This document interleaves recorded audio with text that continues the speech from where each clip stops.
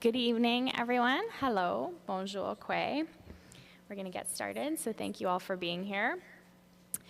I want to begin today's meeting by taking a moment to reflect on and to acknowledge that the space we occupy today is on the unceded traditional territory of the Algonquin and Anishinaabe people who lived and continue to live on this land. I would also like to recognize and honor the valuable contributions of the First Nations Inuit Métis people who call this land their home. When we acknowledge the land, we remember unceded means that First Nations people never ceded or legally signed away their lands to the Crown or to Canada. When we speak of traditional territory, we speak of land they or their ancestors traditionally occupied and used. This land sustained them, and as stewards, they cared for the land and the waters that flowed through them for generations before their lives were irrevocably changed through colonization and forced assimilation through the residential school system. In the spirit of true reconciliation, as chair of the Board of Health, I have committed to continuing my own learning journey with ongoing training opportunities as they become available. And I ask you, my colleagues, to reflect on your continued action to support Indigenous health equity and self-determination of all Indigenous peoples. We will now conduct the roll call, please. Member Banham? Present. Member Bauer? Present. Member Brown-Shaves?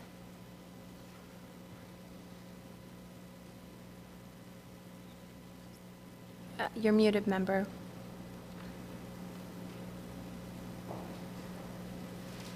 We're not hearing her now. Yeah, she's there. Member Carr? Present. Member Chung?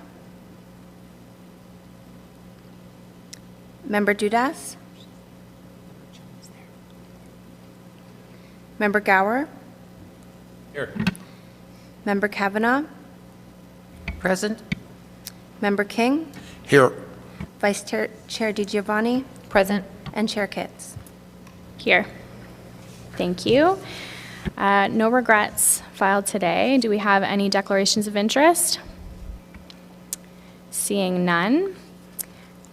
Confirmation of minutes of the meeting of December 4th, 2023. Are these confirmed?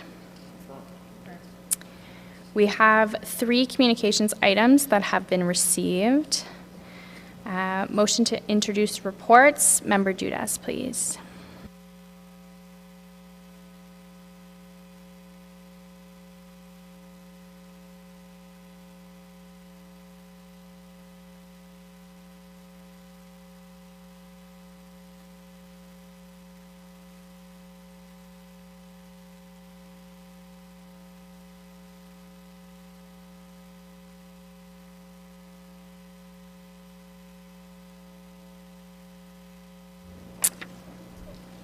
Is that carried? Thank you. Okay, we will go through the consent agenda. So item 7.1, confirmation of the chair and vice chair for 2024. Is that carried? Great. Item 7.2, it's chair of the Board of Health verbal report. We will hold. Item 7.3, Medical Officer of Health verbal report, we will hold. Item 7.4, 2024 draft operating budget for the Ottawa Board of Health, that will be held for a verbal report as well. Item 7.5, Indigenous Health Rights and Reconciliation Annual Update. We have presentations on that item, so will be held. And item 7.6, attendance at the Association of Local Public Health Agencies Winter Symposium. Is that carried? Great, thank you. Okay, so item 7.2 is my verbal report. So good evening again to everyone. Thanks for joining us. It's my pleasure to welcome you to the first board meeting of 2024. And I would like to begin by recognizing that February is Black History Month. It's an opportunity for us all to celebrate the past and present accomplishments of Canada's African, Caribbean, and Black communities. It's also time for thoughtful reflection about the significant health and social disparities that still exist due to anti-Black racism. Au nom du Conseil, je tiens à profiter de cette occasion pour réaffirmer notre engagement continu d'intégrer l'équité au cœur de tout ce que nous faisons. Health equity ensures that all members of society have access to the educational opportunities, economic conditions, health and social supports, as well as healthy places to thrive. Achieving these objectives requires all of us to acknowledge the systemic barriers that remain a daily reality for our Black friends and neighbors. Only then can we work to reduce the disparities in health outcomes that they face. I know this is not only a public health issue, but also a deeply personal mission for many of us around this table. And as an ally in this cause, I invite all board members to engage in discussions and participate in events that build understanding, as well as appreciation for the experiences of African, Caribbean, and Black communities in Canada.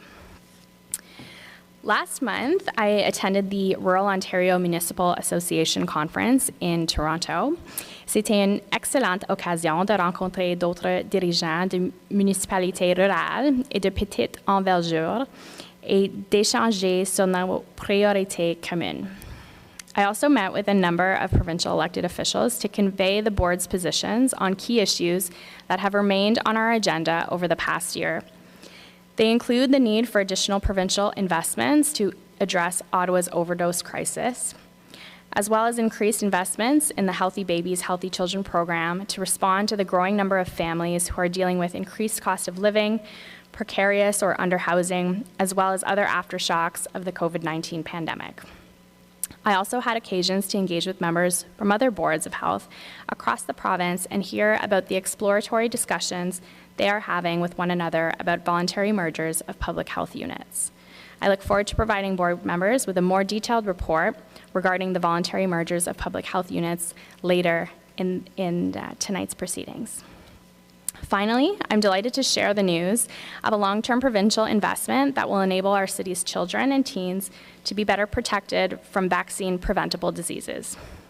Thanks to additional funding from the Ministry of Health, Ottawa Public Health will be able to maintain its partnership with the Kids Come First health team to vaccinate the growing number of under-immunized children who don't have access to a family physician or nurse practitioner. Ce financement annuel offrira à Santé publique Ottawa les ressources stables et prévisibles nécessaires pour maintenir ces cliniques de vaccination basées dans les écoles et dans la communauté. On behalf of the board, I want to thank the Ontario government for recognizing this ongoing need to ensure the health and well-being of our children and families. This concludes my verbal report, and I would be happy to take any questions. Seeing none, is this received? Thank you. Item 7.3, Medical Officer of Health Verbal Report. Over to you, Dr. Etches. Sure. We're making good time to hear from our delegates tonight, which is great. So good evening, Kwe, Unatsukut, Tanshe, Annie, bonjour. I think it's not an understatement, or it is an understatement, sorry, it's not an overstatement to say that the last year has again taught Ottawa Public Health the importance of being flexible, of really working in partnership. Certainly we continue to see how much the pandemic has affected the health of our community in many ways, not just through infection. We are continuing, of course, to work with Indigenous and non-Indigenous partners to address these evolving needs, and so we've heard about some of this work, which is about addressing racism, discrimination at the systemic level. We see the inequities in who is facing food security in our community, the shortage of safe and affordable housing, and growing mental health concerns. So I am thankful that we have representatives joining us today from the Ottawa Aboriginal Coalition, Minwashin Lodge, Kausavik Inuit Family Health Team, Inukarigit Center, and the Canadian Center on Substance Use and Addiction to describe more of what they think is important we consider. And I do want to say at this point, of course, how much I appreciate that you made the time to be here and to share with us and our ongoing partnership. Je suis très reconnaissante d'avoir partagé vos connaissances et votre sagesse avec Santé publique Ottawa, alors que nous continuons à renforcer notre partenariat avec vous, fondé sur la reconnaissance des droits et de l'autodétermination des Autochtones. So thanks. I want to thank some of the staff who are contributing to this work. It's always hard to know who to thank at these meetings because, you know, we have so many that are behind everything we do. It's not me. But because of the subject of the main report today, I do want to recognize Kim Trotter, who's consistently demonstrated the principles of respect, reflection, reciprocity, and relationship building with partners. I want to specifically recognize Rob Chief, who's brought his expertise over the last 3 years to support the team's work. He's been instrumental in shaping the training and curriculum, which I know most around the board table have experienced, as well as you may not have realized it was his artwork behind some of our work to engage Indigenous partners with more culturally appropriate communications. And I know it's not a short report, it's a long Indigenous health rights and reconciliation report, but I think a rich piece of work for educational material as well to be shared more broadly with our team. And in that, there is a document and appendix about the youth sharing their perspectives, and Rob really supported that to come forward. And now joining Rob and Kim on the Indigenous Health Rights and Reconciliation team are 2 new Ottawa Public Health team members, so Raven Cottenham, who's in the room, and Deborah Tagomak. So we thank them for joining, and as we have embraced on an embrace growing team in the new year, of course, want to just continue to be committed to this work with all of you. I think we can save other comments. I'll just go on to really talking about some other things that are the volume of infectious diseases, and of course, recognizing the tragedy of lives impacted because of drug overdoses.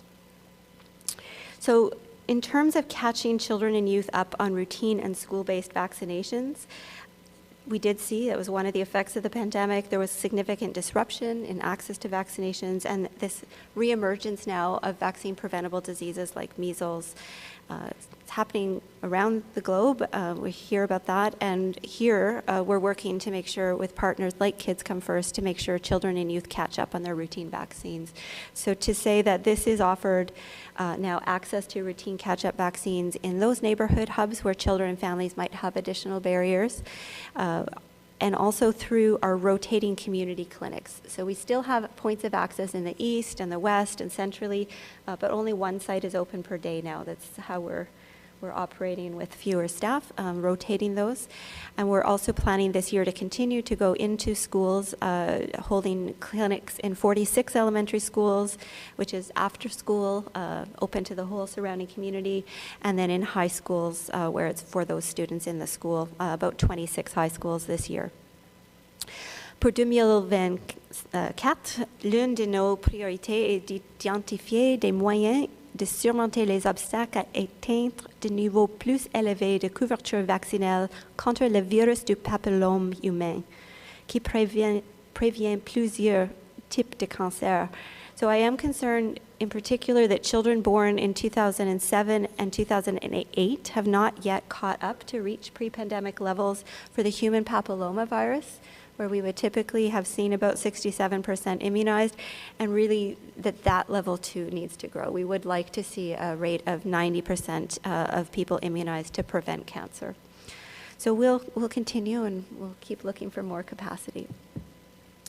In terms of COVID-19 and respiratory illness, the season is still months from ending, and so Ottawa Public Health continues to recommend that people consider their risks and those of their loved ones around them and use your layers of protection to reduce transmission. Currently, COVID activity is moderate and wastewater levels are decreasing. Influenza activity is high and RSV activity is moderate, which are both similar to last week. Vaccination for COVID-19 and flu does remain the best way for residents to protect themselves from severe illness and hospitalization, and it's not too late to get those vaccines at your local health care provider or pharmacy or even our clinics. And additionally, I do encourage people with symptoms to stay home, to refrain from visiting loved ones in hospitals, long-term care, retirement homes, especially when ill, and washing your hands often. So please visit people, but especially don't visit when you're sick. And then to cover your cough, of course, and your nose when you cough or sneeze. So, de plus, j'encourage les personnes qui présentent des symptômes à rester à la maison, à s'abstenir de rendre visite à leurs proches dans les hôpitaux, les foyers de soins de longue durée et les maisons de retraite quand vous êtes malade, et se laver les mains souvent et à se couvrir la bouche et le nez lorsqu'elles toussent ou éternuent. Please consider wearing a mask for those 10 days when you're recovering from illness after you have COVID to reduce spreading the infection to those around you. And Ottawa Public Health, concerning helping people understand whether it is COVID that they have, had answered the call to support the ministry in distributing the free COVID-19 rapid antigen tests. We have distributed, thanks to the team again, more than 825,000 test kits to more than 120,000 masks through our 40 locations across the city. So it's it's been quite a logistics project. That will wind down at the end of March as that provincial funding is ending. And of course, we are continuing to respond to the evolving needs of our community with our base funding. So the work will continue, will include ongoing surveillance. Ottawa Public Health will continue to provide weekly, year-round reporting related to COVID-19 as well as other respiratory and enteric infections. It's actually since December 2022, you may remember, Ottawa Public Health has been integrating our COVID-19 data into the reporting on respiratory and enteric illnesses, our surveillance dashboard for overall. And we find this is a unified source. We've enhanced the visual appeal to that, and we've been able to show really the current trends on that site as well to help inform people's risk assessment. It guides decision-making and protective actions for the public, but also in healthcare settings where we want to help people understand when the masking needs to be enhanced. So we'll continue to raise awareness year-round as COVID looks like it isn't going away. For the general public, of course, avoiding COVID infection is important, or COVID reinfection, because there can be long-term complications, and there are people around us who are more susceptible to severe illness. So again, we'll continue to let people know as different vaccination recommendations come as one of the foundational aspects where people can get antiviral medications, and to continue to use those layers of protection, including masking, and we'll continue to have information on our website.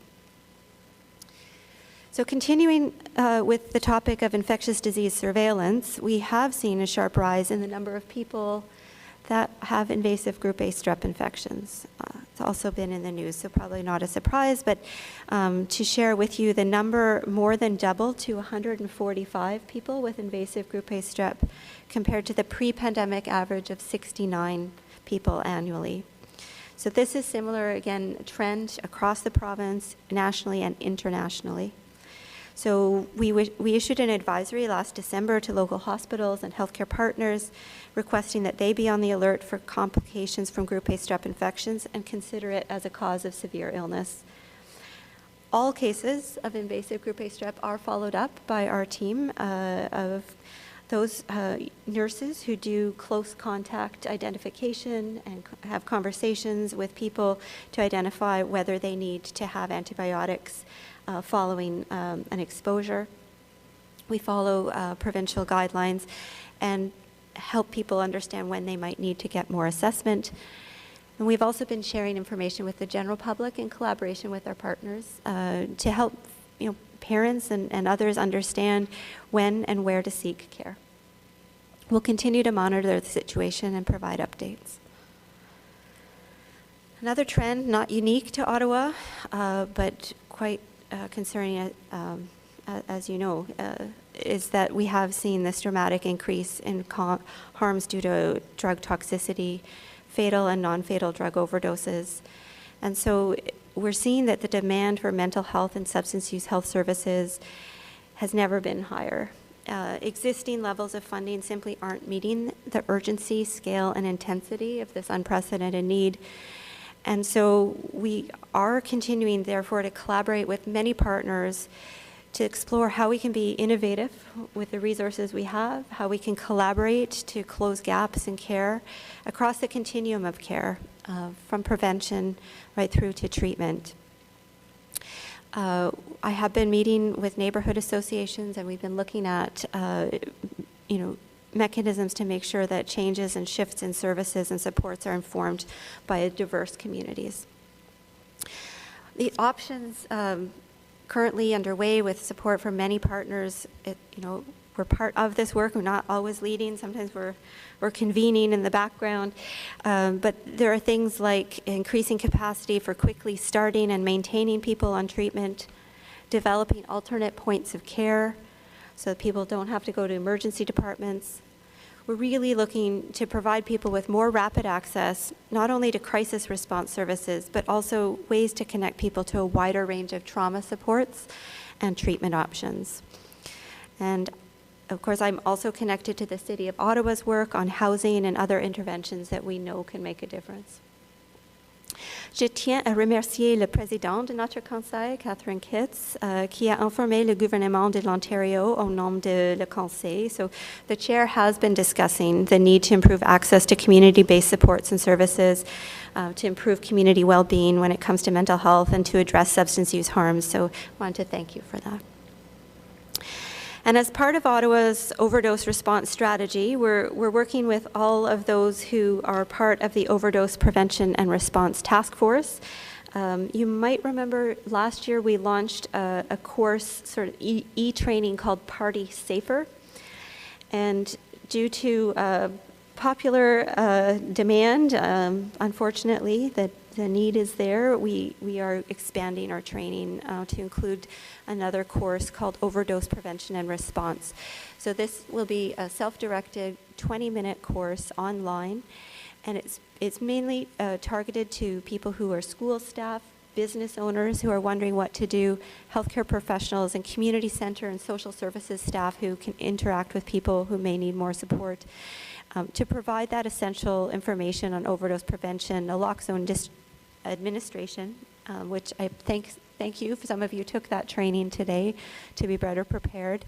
It includes steps on responding to an overdose, but also how to support debriefing and connection to additional supports. So information on mental health and harm reduction and substance use health services so that people can be linked more easily.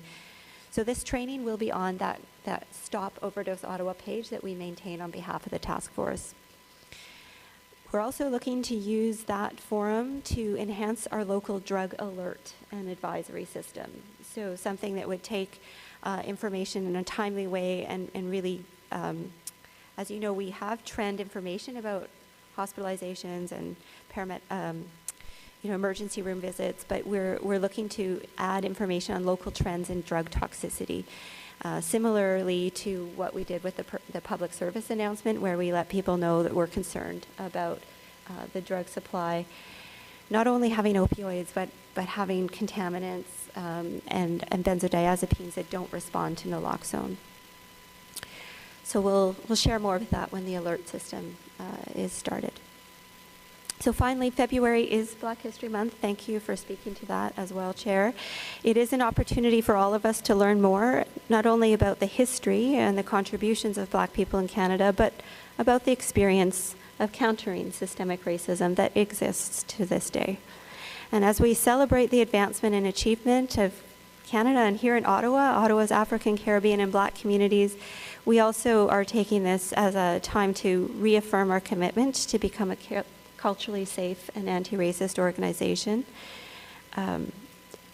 There are Black OPH team members leading this anti-racism work. Also, Rob Chief has been involved, as I mentioned him. And I think this work is shifting expectations and accountabilities internally. We're looking how to expand that externally with partners and recognizing while they're leading, it's the work of all of us. So we have individual responsibilities and collectively, as an organization, responsibilities to champion this work. The Health Equity, Diversity, and Inclusion team is partnering with the Learning and Development area to offer 4 opportunities this month to our team to expand their knowledge of Canadian Black history and the ways in which anti-Black racism continues to manifest within our systems and society.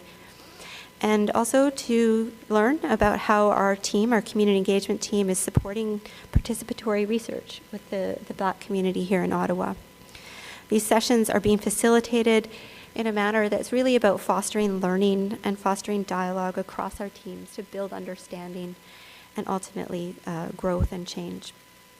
So I am personally thankful for Black leaders in Ottawa, including in healthcare, like Dr. Brown-Shrevs, who's online, for those in academic and community associations who are helping me better understand Black experiences and who are working together to advance a Black health plan for Ottawa. Ottawa Public Health is supporting the work to get to a place where the leaders in the community and community members have articulated their priorities for a Black health plan, and we are striving to shape all of our programs with engagement across this diverse community in Ottawa. Certainly co-chairing the Ottawa Black Mental Health Coalition continues to be a valued contribution of Ottawa Public Health.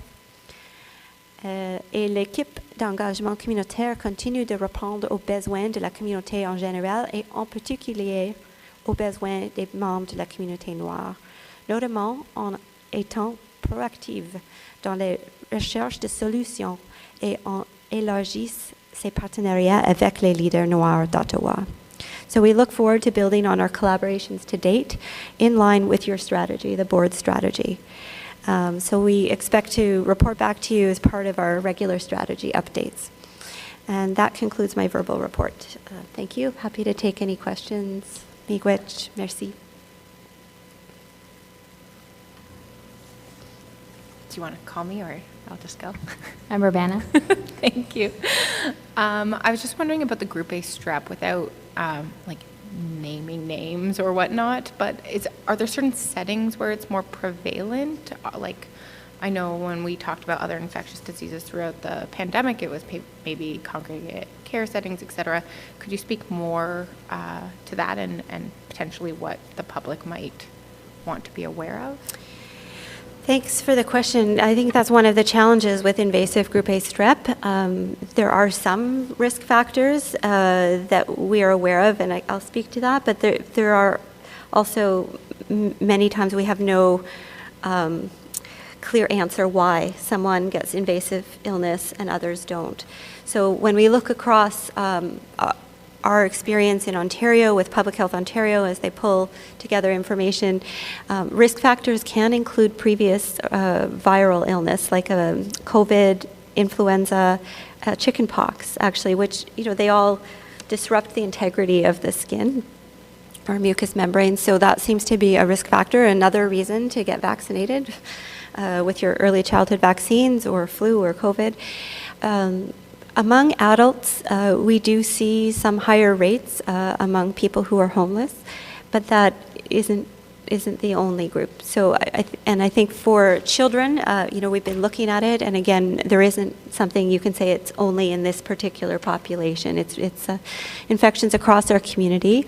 So I think that's why my message, to everyone, adults, parents, is to remember that sometimes a serious infection can result from something that seems to start out as a regular viral illness. And what we're really wanting people to look out for is a rapid decline in people's well-being. Most parents know how a respiratory illness goes, and they've gotten their children through some of these, but when you're a parent, you also know when your child is really sick.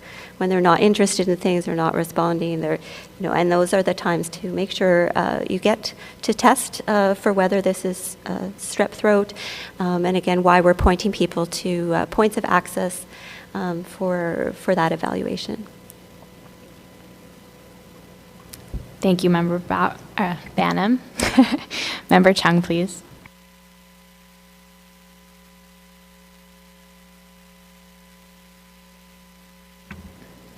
Member Chung, we're having trouble hearing you in the room.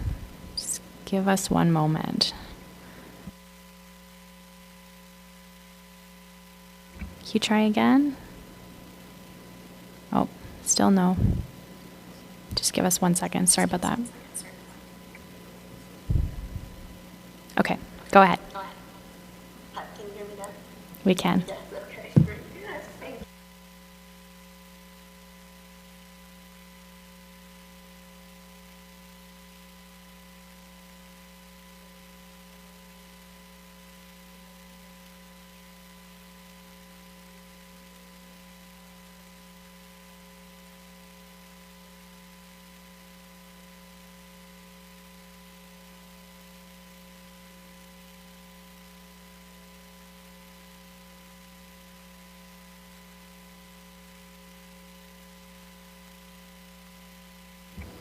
So thank you for your question. Concerning measles, we do have, measles is obviously, it's one of the reportable diseases, so any cases are reported to Ottawa Public Health, and we have a report of all of the reportable diseases by year on our website.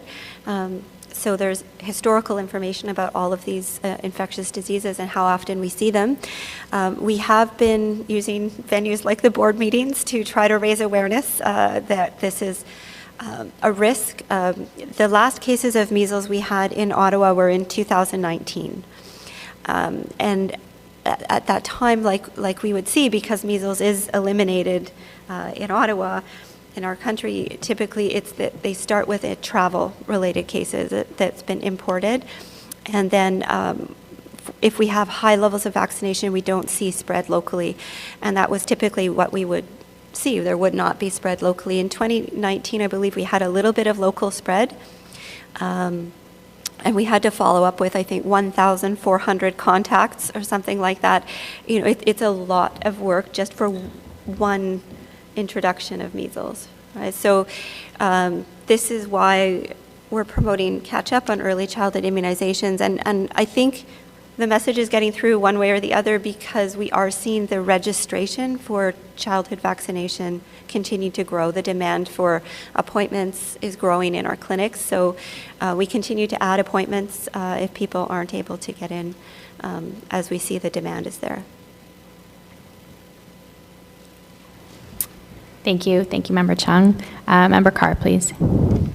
Thank you, Chair. Thank you, Dr. Etches, for your update. I just have couple quick questions with respect to the information you provided on the increasingly toxic drug supply. I think you mentioned that on the Stop Overdose website that there would be more data available.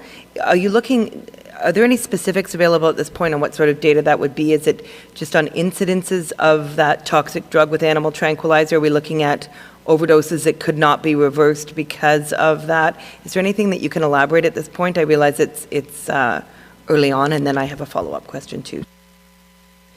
Yeah, I'll turn it over to Kira Mandrick to speak to that alert system that's coming. Thanks, Dr. Etches. Yeah, like we mentioned, it is a little bit of early days, but what we're doing, we're trying to set up a system for partners and members of the public to be able to sign up to receive alerts. So things like the PSA that we released last week, so for folks to be able to sign up and receive that timely information, and it would include sort of different trends that we're seeing in the community. So that might look like an increase in toxicity, and we're wanting to warn folks about a rise that we're seeing. It could look like drug checking results that are coming available, a new substance that might be circulating in the community that we want people to be aware of, signs and symptoms to watch out for, and things like that. Thank you. And I think you kind of answered my second question. I was wondering about sort of if there were organizations, I know Dr. Etches had spoken about email alerts, but if there's organizations that you're working with sort of more at the level for street-involved people who may not have the same access to health resources as other, if there's anything that you can tell us about the plans. Exactly, yeah. So really wanting to make sure that we're getting those key messages to the folks that are using drugs and most at risk. So working with shelter providers, drop-in providers, people that are providing outreach services, so that we're able to get that information quickly to them for them to be able to disseminate it to folks in need. Okay, thanks very much. And I look forward to following the updates on this. Thank you. Thank you, Member Carr. Member Bauer, please. Thank you, Chair, and thank you, Dr. Etches.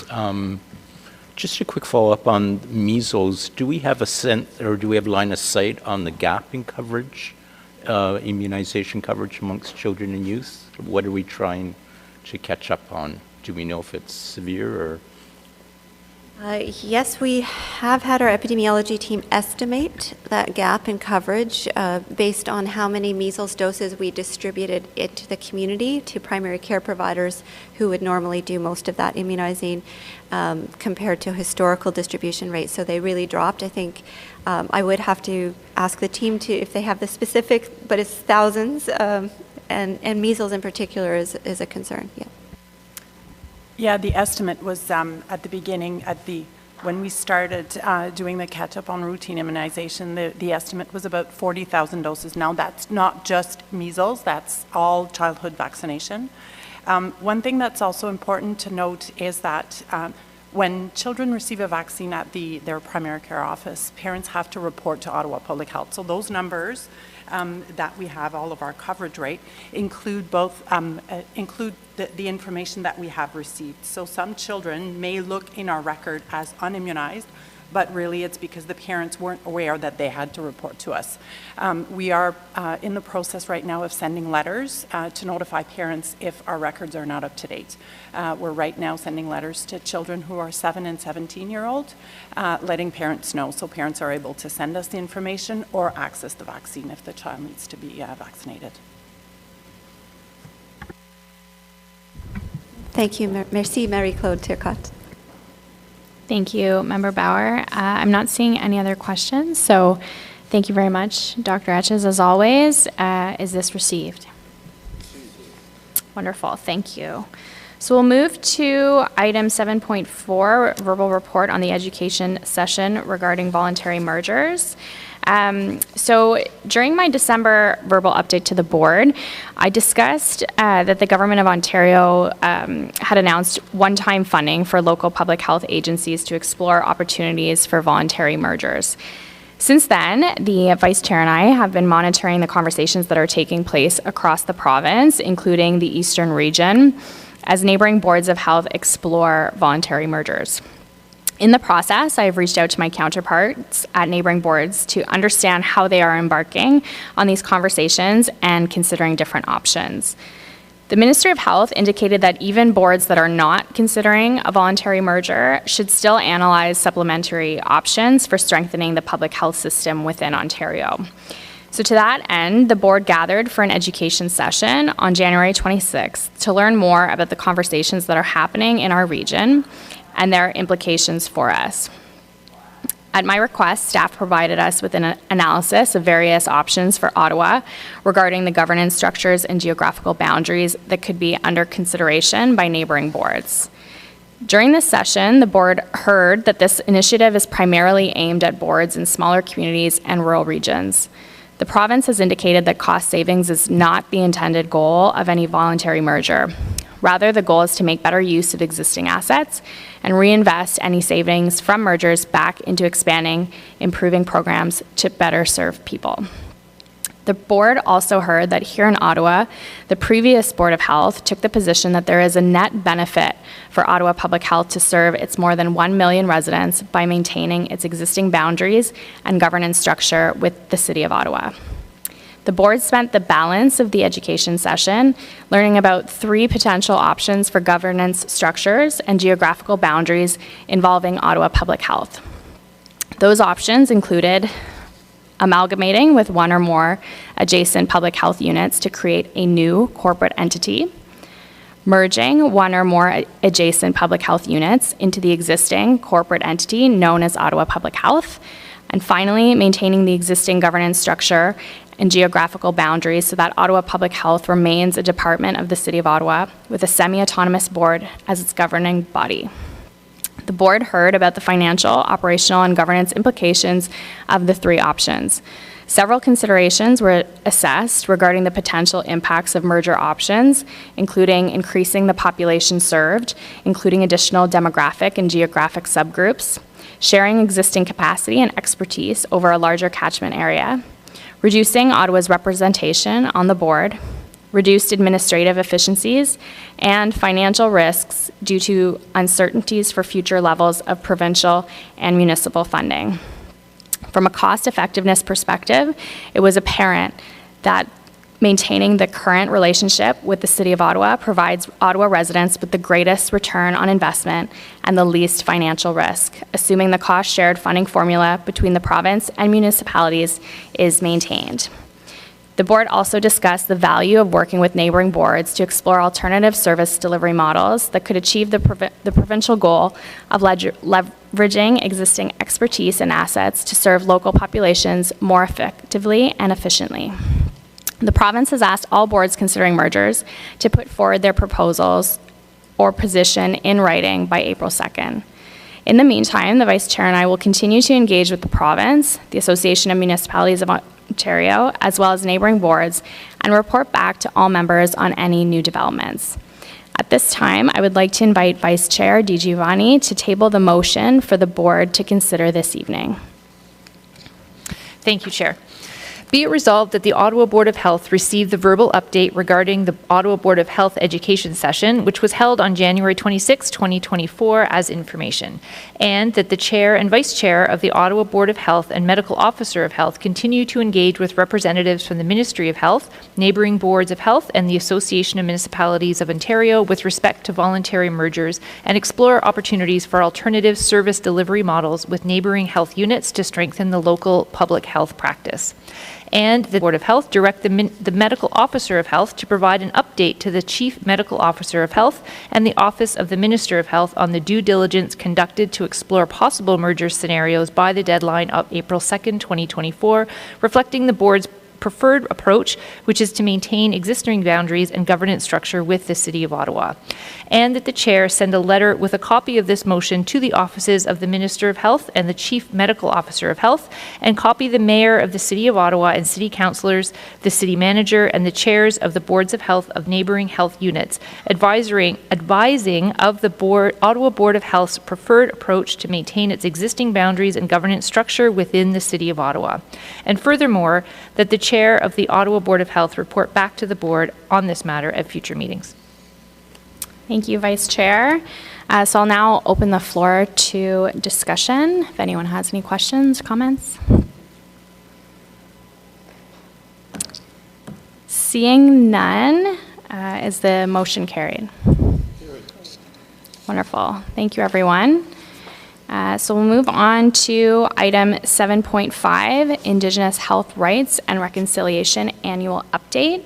And we're very fortunate to have several public presentations on this item. So maybe I'll invite you all to come up to the chair, and we'll start with Joan Riggs of the Ottawa Aboriginal Coalition.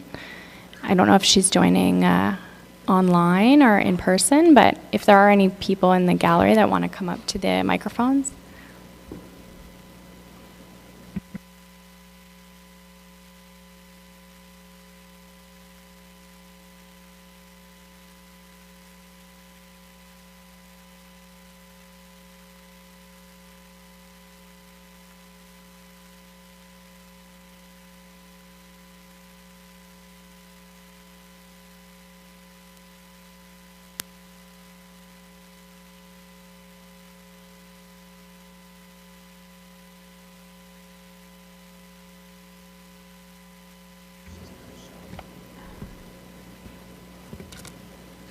Okay, we're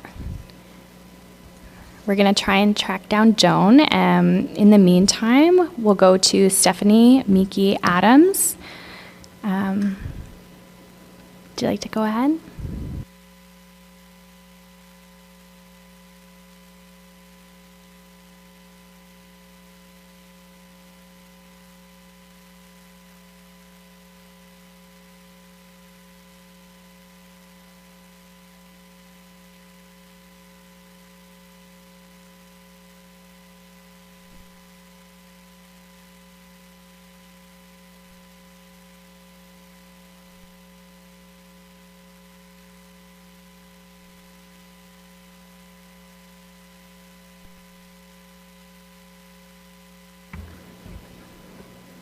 Okay. We'll move ahead to Connie Sadul. Would you like to go ahead? Yep, thank you. Thank Connie you. Uyunga, Akasubik Inuit Family Health Team, Mingaktunga. I'm here with Lukta Dr. Indu Gambir. Thank you very much for the opportunity to share a bit of what we've been doing with you today. So we did prepare a few slides. I think we're going to, with the time, we're keeping it to just a sort of a snapshot of two main things. One are our mental health services and outreach, and some of our special responses that we've been engaging in the last few years.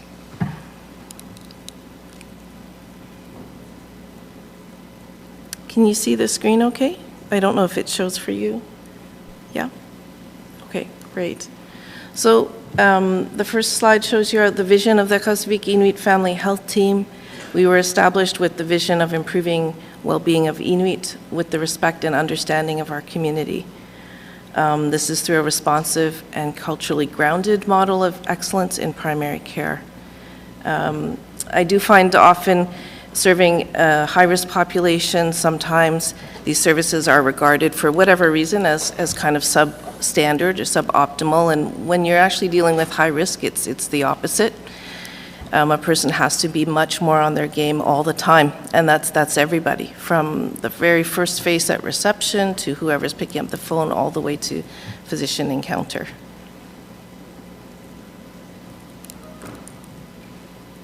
We're 100% Inuit governed.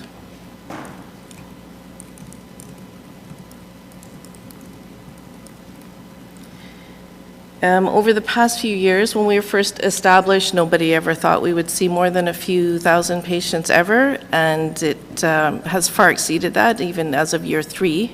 We started seeing patients in 2011.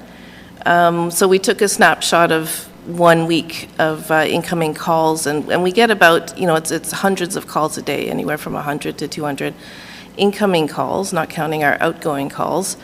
So the incoming one, you can see that for that week, this summer, there were 14% of those were people asking to become new patients. In terms of our reach, you can see the hot map there. So we are of course, most of the concentration is where we have the housing developments and where we have most of our population living, but we do have, we service patients from each end of the city.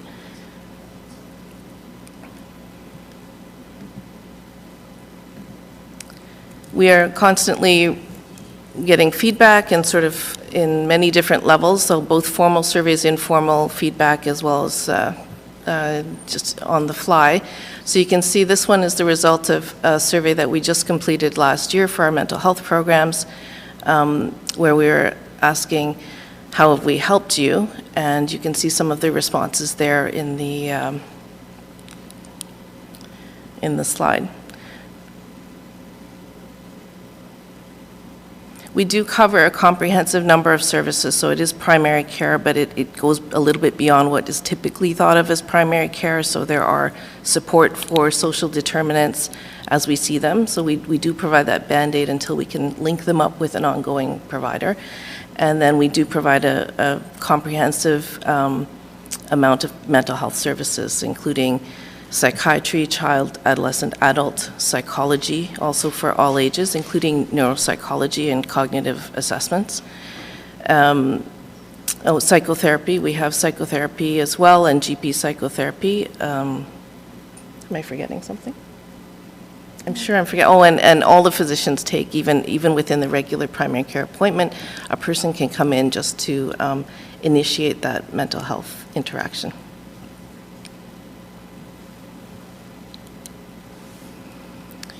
These are some of our case examples. So of particular note perhaps tonight is we have always been there to assist and support someone who in their mental health journey. So case B is actually a patient that we encountered who had no previous diagnosis but had some fairly severe symptoms. We did manage to, with the proper assessments, ongoing support, we did help this person get through their treatment program and and make that transition into transitional care afterwards. You can see cases A and C speak more to the model of care, so that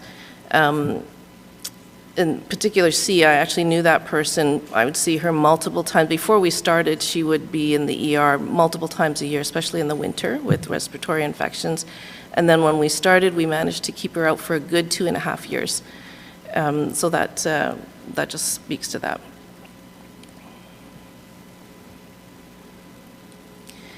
In terms of morbidity and mortality, Inuit have a much higher morbidity and mortality for almost everything. You can look at any indicator, and even when compared with other high-risk populations like First Nations and Métis, one indication of that is the overall life expectancy.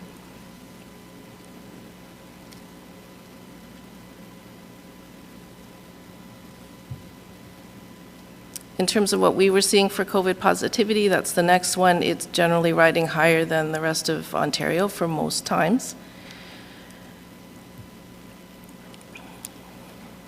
So our responses, this is what we did. I think I might actually hand over part of this part to Dr. Gambier to walk you through that. When COVID came, we knew this community is at high risk than a lot of other communities. So we had to think out of the box solution, and thanks to public health, they worked with us to find that out of box solution. And what we did was we set up testing at our site, because for this community to get anything in the medical system, the trust is the most important thing. So we set up there. We had a very small facility, and thanks to the planning department of City of Ottawa, I approached them. I said, we need to put a trailer so that we can keep our non-COVID patients out from our main examination rooms to this. So you see that trailer there. So we have that trailer where anybody with symptoms, we would swab. We have and then we will do the testing on site.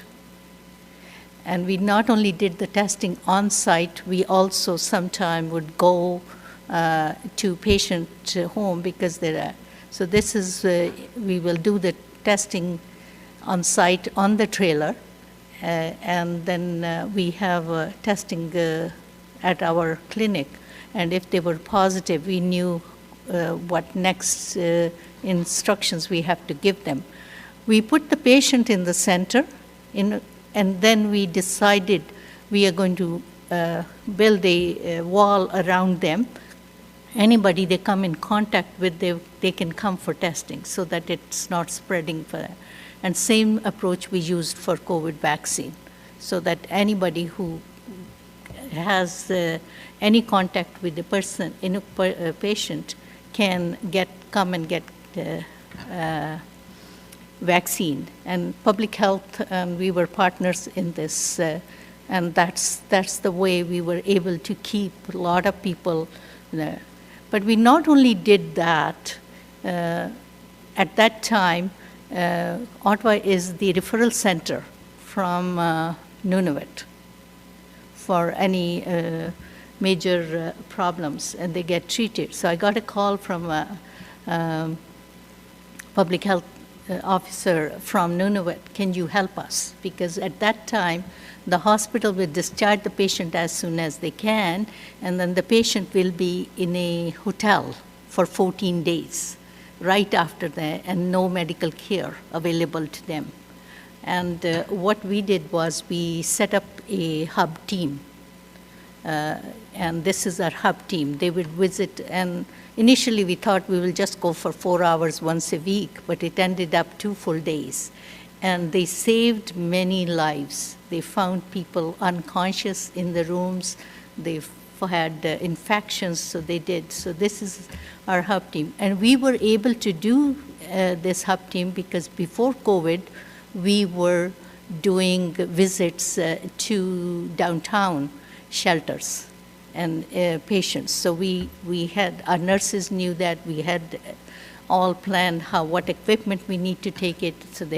So these are our doctor examining, and that what happened was stop the spread of COVID up to Nunavut, as well as patients who came there. So these are out-of-box solutions, but we were able to do that because we had good cooperation from public health to think out of box and provide these. Next one. We also did go to patients who were at their home bound with this hub team to do the swabbing as well as giving COVID vaccines to them.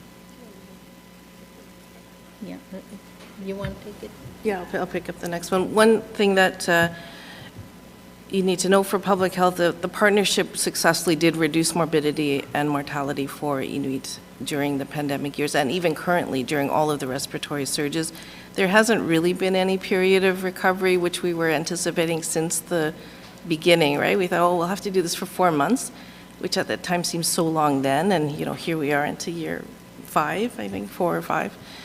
So you have to know that, and one possible measure of that was, this is the Tertiary Referral Center for East out west in sort of Winnipeg. I think the first case of COVID making its way back up through a medical traveler was out that way, partly because they didn't have the same infrastructure that we had here. I'll just, your 5 minutes is up if you wanted to wrap up. Oh, sure. Okay, so you can see the ILI visits, right? This is recently for this year in terms of all the other stuff, respiratory, strep, all of those things. So the number of visits is quite high compared to comparatively speaking. So we've been catching all of that, and some of the responses that we set up during the pandemic will continue to that. In terms of where people go for help, that's the next one, and that shows that that's how we're able to sort of do some of the things we're doing. I must say there for Google, I'm always surprised that that's number 4, like where somebody would go to for their information is Google and the internet. And I think that's it. And then we have been collecting feedback, like I said, and that's some of the stickies that we are left with on our wall from people passing through. McCormick, Miigwech, thank you so much, Connie and Dr. Gambier. I know the 5 minutes goes up quickly. Do you have any members have questions for our presenters? Member Bannon. Thank you. So it sounds like kind of during the pandemic, there was a really strong relationship with OPH. And I guess I'm wondering, as we start looking into the future and what we're building towards the future, what kind of, from your perspective, the ambition for the partnership would be in the next, 3-5 years? Yeah. I think we had good relationship from the beginning because we did STD, we did TB, so we have a good relationship, and it has to continue in future, depending upon what is in horizon, which patients need, and also what is coming up. We need mental health, help with the mental health. We also need help with the outreach to the communities, drug and addiction communities. We also need help with the vaccination. And I have always said we also need help with some of the antibiotics and other things which people cannot afford to do and are for STI or something, those infections. So we are continuously need to be in support of each other. That includes, I have to say that we've gone through the COVID times, and if any of you who are around, those are crazy times. I mean, there's, everybody's by the skin of their teeth, including public health. So part of the growing development is also being able to survive those times together. Great, thank you. Member King? Thank you, Chair. And I just had a question about demand for mental health services. I know with COVID and social isolation, there are a lot of challenges that many communities face. So I was just wondering about the demand and whether you're able to service the need for mental health services. Yeah, the demand is always high. It's always full. As many providers as we can put on it, they're full right away. During these respiratory surgery, like the concerns with in-person care, we never closed even for one day, including with the mental health providers, which was quite a thing because the college, like all of the policies were in constant flux and what providers were being told themselves. So that was part of it. I think the mental health has been our number one since we started it. The need is so much in this community, and our resources are limited, but we shared care model which we developed is not just referral to counselor, rather all physicians also take care of the in-between their appointments. So it's a very different model of care. And because we never stopped in-person care, so the need is being met, but it's tremendous need. Resources are not enough, and our space is not enough. So we need that trailer still on our site to make sure that infections are, and then the rooms are used for mental health care. Well, thank you so much. I appreciate the input. We're seeing that across the city, but I could imagine that it would affect the Inuit community acutely. And so it's impressive that these services are being provided. And I think that the response that we saw in your presentation also shows the appreciation for those services. We're also very appreciative of the services around immunization. I had noticed that Mary Simon, the Governor General, had promoted the immunization services, and I think that that's a very powerful statement and a powerful relationship in order to encourage people to get vaccination. So very appreciative of your work, and thank you so much for appearing before us today. Thank you. Thank you, Member King. I'm not seeing any other hands, but thank you so much for being here and for the important work that you do. Miigwech. Thank you very much for listening to us. Okay, we're going to move on to our next presenter, which I believe is joining us online, Heather Ochalski from the Canadian Centre on Substance Use and Addiction. Please go ahead.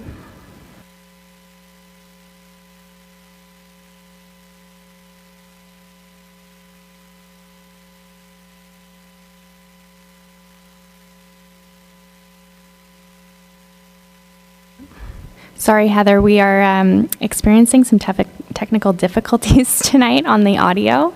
Just give us one moment. No problem. Okay, we can hear you. Go ahead.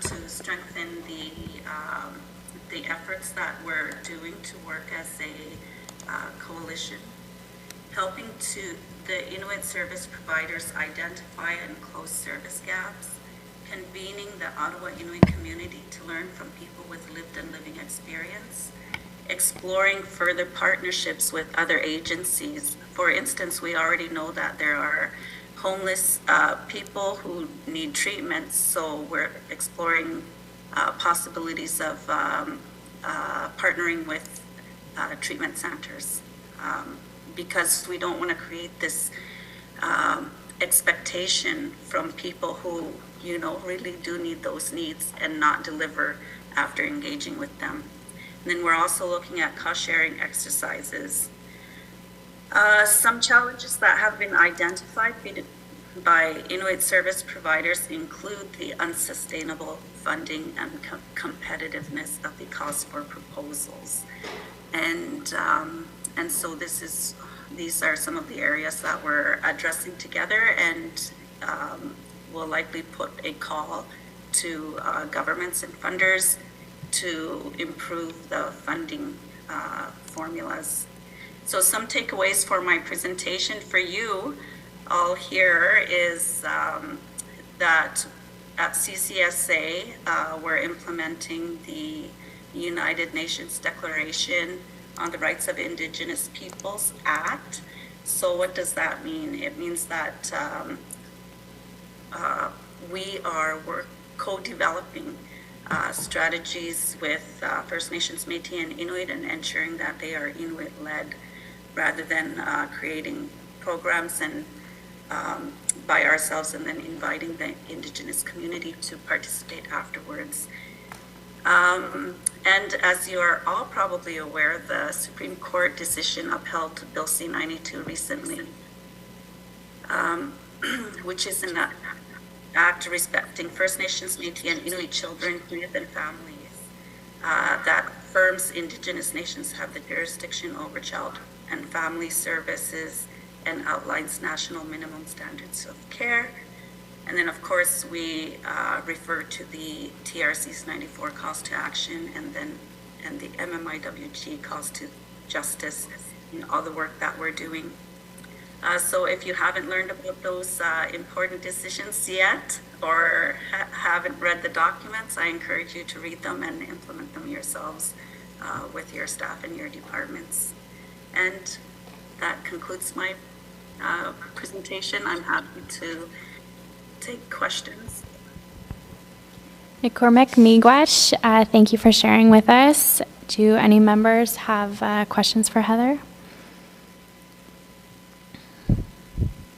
Seeing none, thank you again. Thank you for being here. We appreciate you. Okay. So unfortunately, some of our other presenters were unable to make it. So we're going to move on to the report that's in front of us, the Indigenous Health Rights and Reconciliation Annual Update. Do any members have questions for staff?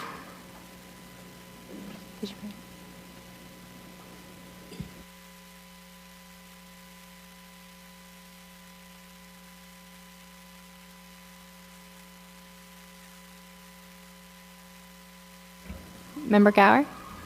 I don't have my notes in front of me, but I remember, or I recall one part of the report that I was interested in was the work that Ottawa Public Health was doing with local hospitals to address issues of racism, and we heard about that from a couple of presenters today. One of the barriers is encountering racism in the health system.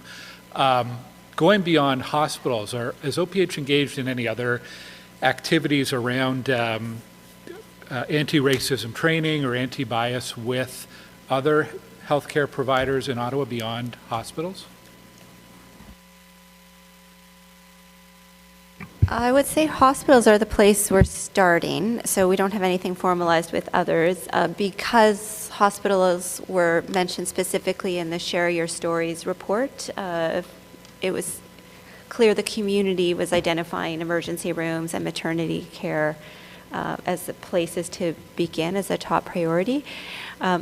Also, this work is early stages, collaborating across organizations. So The first step was to actually connect the people that are working to improve health services, to address racism that Indigenous peoples are facing in healthcare. And so that connection's been made. And one of the things we noticed is there is quite a bit of activity going on within different organizations, but people haven't been able to learn from each other or find out what's most effective or share resources. So that's part of creating this community of practice. Ultimately, the progress has to be judged by the community. And so that was also one of the early priorities we've identified. We don't have an answer yet, but we're looking to try to understand how we could collectively measure whether we're making progress in terms of what the community's experience is. And so we're looking for some recommendations so that different organizations aren't, all the different hospitals, Ottawa Public Health, trying to engage with community and draw on their time as well to inform what we're doing. So that's really where we're at. Okay, thank you. I was also going to ask about the follow-up, but you've covered that. The other thing that struck me several times in the report is just there's a number of mentions about challenges with resources internally at OPH, and I want to make sure I'm understanding, because it also seemed like we have shifted some resources, or this year we'll be in a better position than they were last year in terms of having those resources available. Is that correct, or is there anything you want to elaborate on that resource shift that's happening?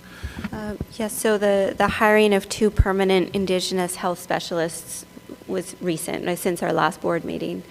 So that's additional capacity. So we will be looking to, share the work, look through the work, prioritize the work, but also for new input and new perspectives from people who are joining the team. And one thing I'm trying to emphasize for everyone at Ottawa Public Health is this is not the work of 3 people on the Indigenous Rights and Reconciliation team. They are experts. They have a lot to contribute to shape what the rest of us need to be doing. Thank you. Member Gower, Member King? I think Member Gower beat me to the punch, because I was going to ask questions about designated positions that were outlined in the proposed actions to advance Indigenous health rights and reconciliation. And notwithstanding the fact that we have those 2 employees, and notwithstanding the fact that you had said that the responsibility is wider throughout the organization, I'm just wondering if you could speak to the potential human resources needs around those designated positions, because in the action plan it does say that you want to continue to establish designated positions.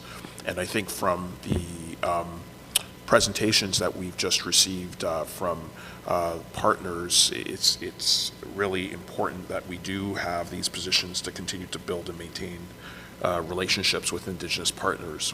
I think we heard directly from groups about the benefits of the partnerships with OPH. So I was just wondering, what does the future look like in terms of designated positions? Sure. I think in all ways we'd like to represent, we'd like our workforce to represent the broader workforce population, be representative of the population in Ottawa. I'm just thinking about 4% is the rough estimate of Indigenous populations, First Nations, Inuit, Métis, urban Indigenous in Ottawa. At times we've approached that. I don't know if somebody else online remembers what percentage we're at right now, if it's 1.8% of our workforce. So there are others who self-identify as belonging to one of these communities on our team, and I think that's what we want to see. The future would be that people are excited and bringing their lived experience and expertise to support all of our teams. And we do always ask ourselves whether certain work would be better carried out by Indigenous-led organizations. So I think that's an open question for our board as well, as we think about respecting self-determination. I'm very open, and this is where the partnerships with the communities, can continue to evolve and shape things. What services are we supporting that Indigenous-led organizations could offer? And there are examples where we're providing support, but it's a service in another organization. The vaccinations have been one, the dental clinic's been one. So thinking about that model perhaps in other areas. Does that answer your question? Absolutely. Appreciate that answer, and I think it also aligns with the idea of the communities themselves identifying their priorities. And so I appreciate the answer and the work that's being done. Thank you, Chair. Thank you, Member King. I'm not seeing any other hands. Oh, my apologies, Member Kavanagh. Please go ahead. Thank you. One of the things that is outlined is the lack of consistent funding for these groups, which would be at the federal level. Are we going to make any, outreach to back that up to help these groups? Yeah, that is one of our contributions, has been to support funding proposals of partners on many subjects, whether it's mental health and addictions or housing. It is behind the work of the Synergy sessions, is to come to, convincing case of what actually needs to be in place and to look where those resources could be coming from.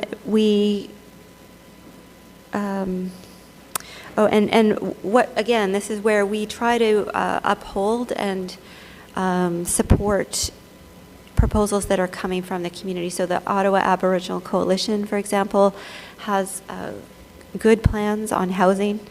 And so when we have an opportunity to speak to plans for housing, we indicate, and you need to consider this proposal from the Ottawa Aboriginal Coalition, for example. So that's part of what we're doing to make their proposals more visible.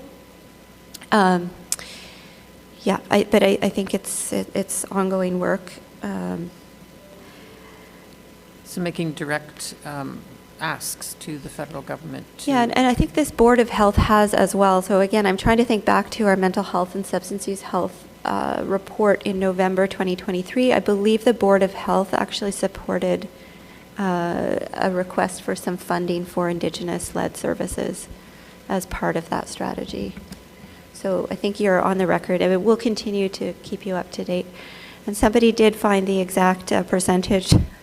So last year, 1.4% of our team self-identified as Indigenous, and this year, first quarter, I guess it was the other way around. So 2022 was 1.4, 2023 was 1.6%, so slight increase. Not everyone self-identifies. I wanted to mention that part of getting to the future state is that it's a safe organization for people to show up in all of the different identities that people bring. So that's part of our work, is to make sure we're addressing the racism internally so people find it is a place they want to be. Yeah. Thank you. Thank you, Member Kavanagh. I'm not seeing any other hands. Just do one more check online. Okay. I want to echo Dr. Etch's comments and thank the members of the Indigenous Health Rights and Reconciliation team for putting together this report, and more importantly, for all the work you're doing for our organization. So is this report carried?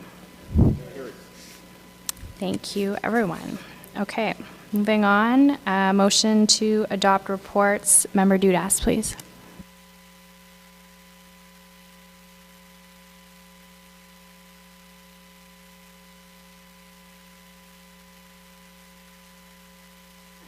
The Chair of the Board of Health Verbal Report, the Medical Officer of Health Verbal Report, the Verbal Report on the Education Session regarding voluntary mergers, and the reports titled Indigenous Health, Rights and Reconciliation.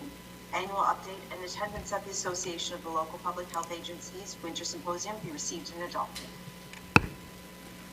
Received? Great, thank you. Motion requiring suspension of the rules. We don't have any this evening. Any notices of motion? Seeing none. Confirmation bylaw, Member Dudas, please.